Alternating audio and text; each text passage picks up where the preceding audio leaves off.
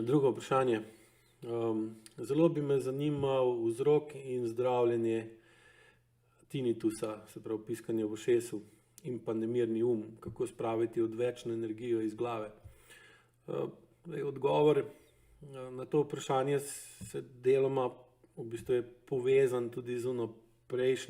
prejšnjim vprašanjem o rdečici, samo da tukaj govorimo o drugi poti, po kateri se oseba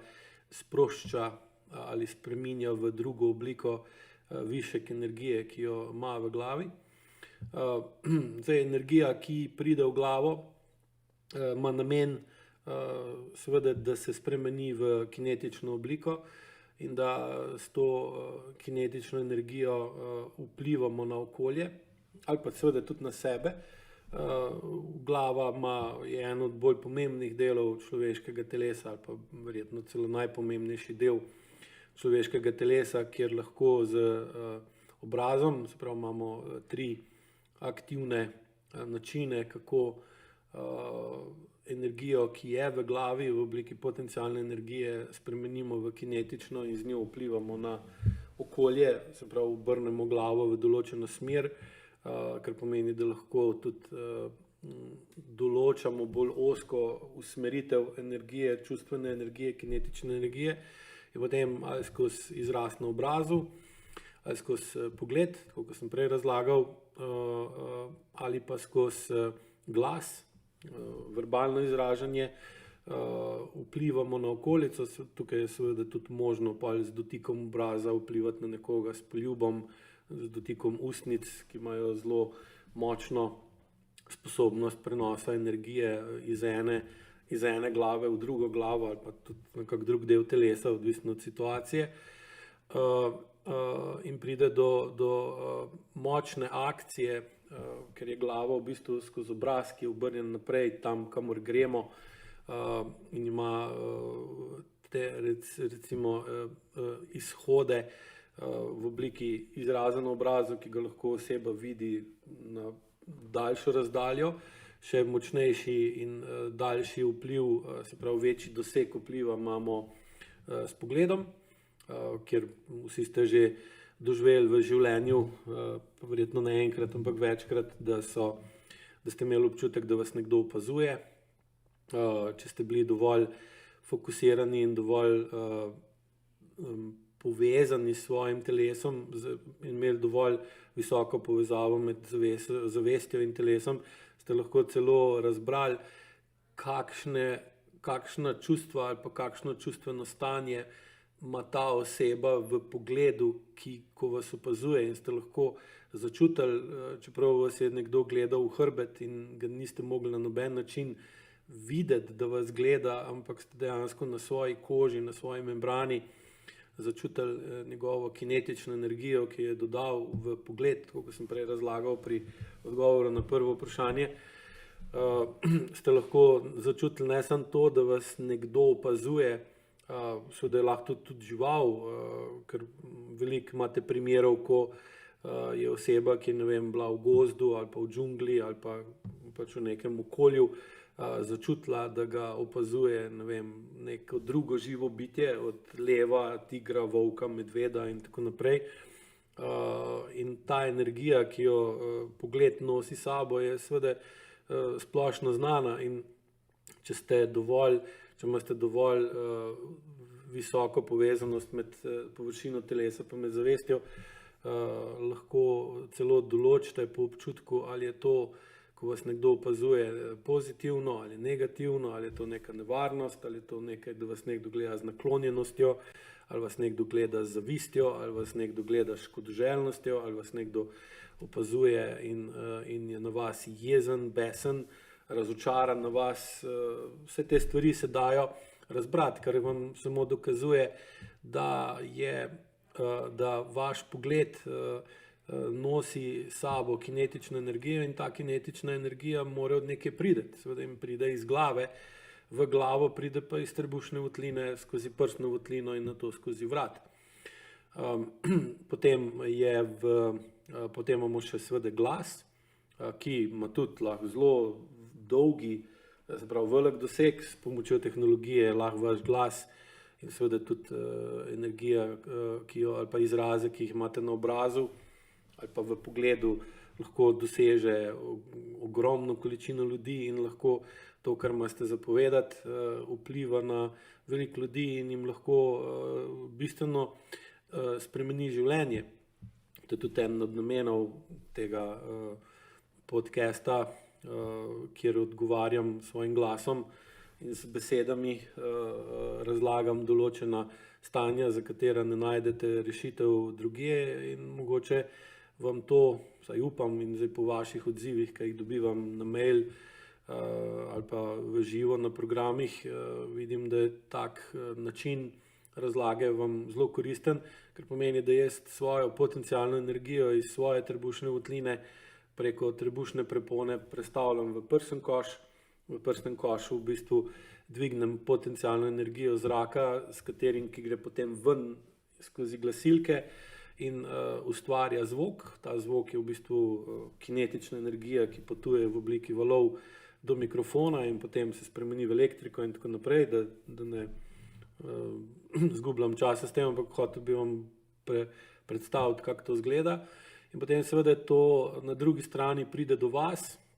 in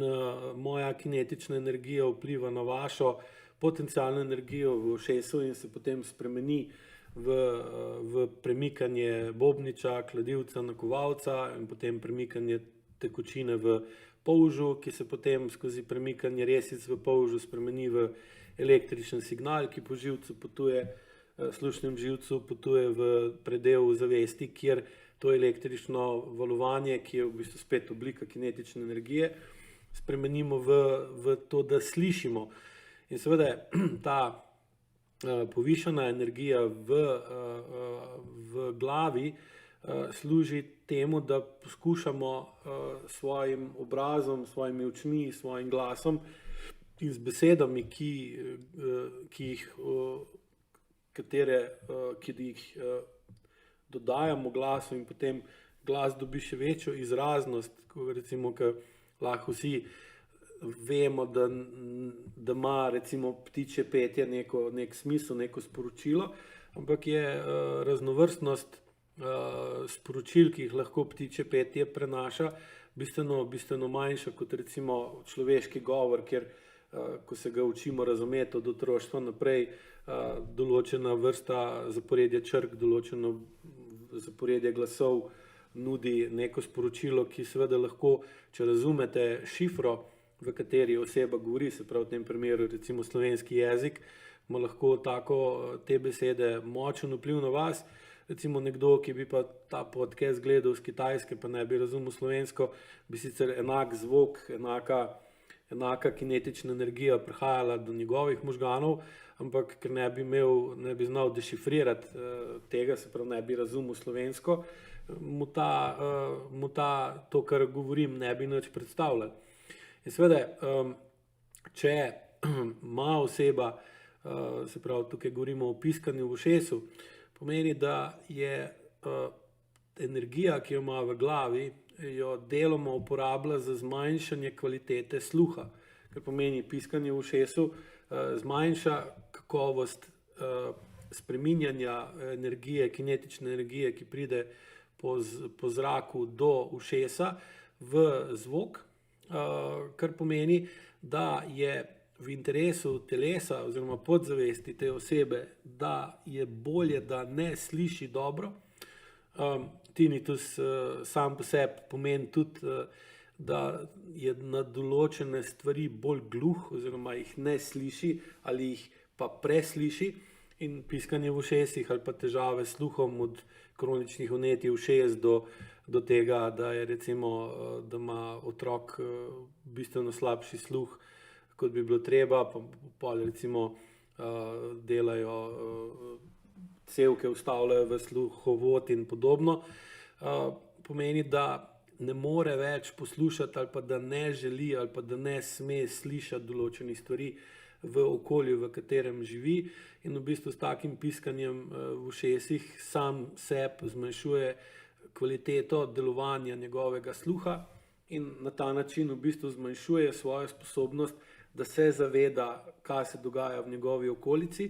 zaradi tega, ker na okolje nima vpliva. Ker pomeni, to, kar sliši,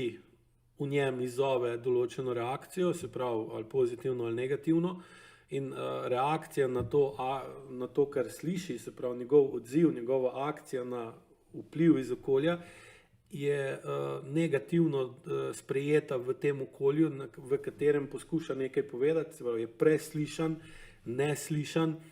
ali pa neupoštevan, da tudi če govori, da v bistvu pri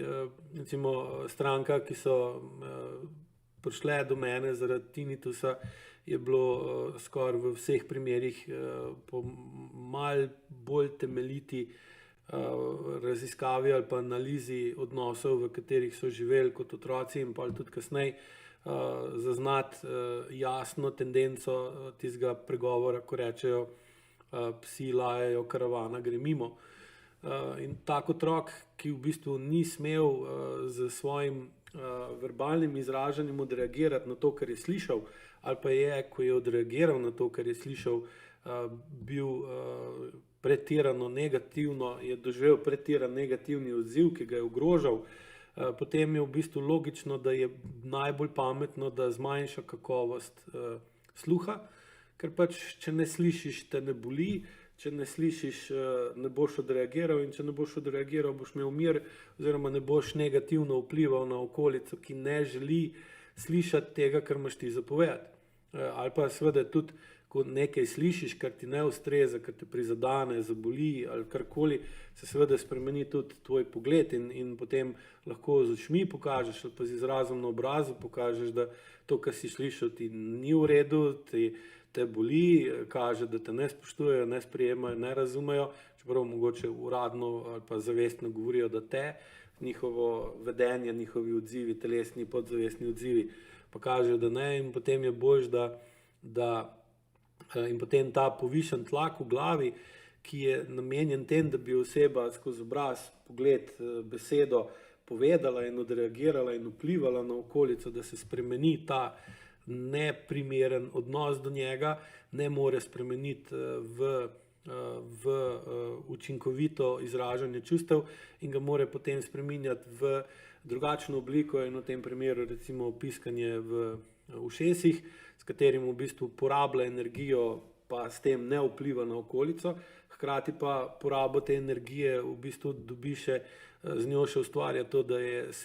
ustvarja selektivno gluhoto, da ne sliši določenih oseb, da ne sliši ali presliši določen glas, da lahko recimo, ne vem, sedi ob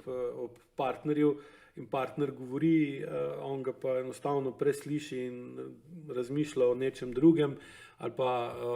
v bistvu nima sploh občutka, da mu ta oseba govori in s tem ga v bistvu ne spravlja ob živce ali pa ne vpliva na njega in potem on nima odziva na partnerja in je mir pri hiši, čeprav v bistvu ta navidezen mir pri hiši, ki sploh v bistvu nima nobene podlage v dejanskem odnosu med partnerjema, se spremeni v nemir v glavi. In ker nočeta nobeden od njih ta nemir izpostaviti in reči bob, ker bi to bilo za čustveno zrelost enega in druga prezahtevno, potem se ta nemir v odnosu spremeni v nemirni in nemirno uho in potem imate piskanje v ušesu. Nemirni je pa klasična, tipična in zelo pogosta nesmotrna poraba energije, ker kot sami veste, možgani, sploh zavesten del možgan, še posebej frontalni čelni reženj, čelni reženj ogromno količino energije in zdaj, če imate viške energije,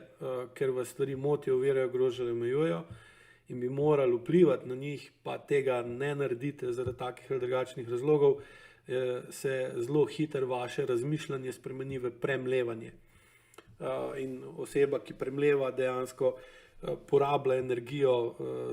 samo zato, da jo porabi, ne more pa z njo v bistvu ustvariti nekega pravega odziva, neke rešitve, ki bi imela ki bi imela nek učinkovit smisel ali namen, in potem premleva in tuhta in razmišlja, ko bi bilo treba narediti pa dejanje, pa zaradi strahu pred posledicami tega dejanja ne naredi. In tudi generalno je osnovna razlika med razmišljanjem in premlevanjem to, da razmislek vodi v dejanje, premlevanje pa v bistvu dejanje zakasni, zaustavi, zablokira ali popači, čeprav za premlevanje porabimo bistveno več energije kot za razmišljanje, torej razmerje med vloženim pa dobljenim v premlevanje pa v razmišljanje bistveno slabše pri premlevanju. In seveda je potem zelo pogosto tako premlevanje pa tak nemirni se ob neurejanju problema, se pravi spreminjanju celostne čustvene zrelosti in izboljšanju učinkovitosti uporabe čustev ter zmanjševanju strahu pred posledicami urejanja odnosov, spremeni tudi v obsesivno-kompulzivno motnjo in aurizme v možganih, težave z sluhom v obliki raznih tumorjev okrog ušesa, težav s povišanim tlakom, siva mrena, zelena mrena, povišan očesen pritisk, parodontoza, kronična vnetja zobnih korenin, težave z jezikom, mandlji, žrelnico. Tukaj imate cel kup problemov, glede zaradi tega, ker je glava tako vsestranski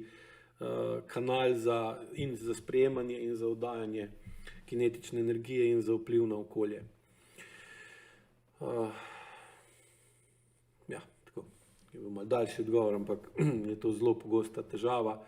pa upam, da bo in mislim, da bo marsikom v korist.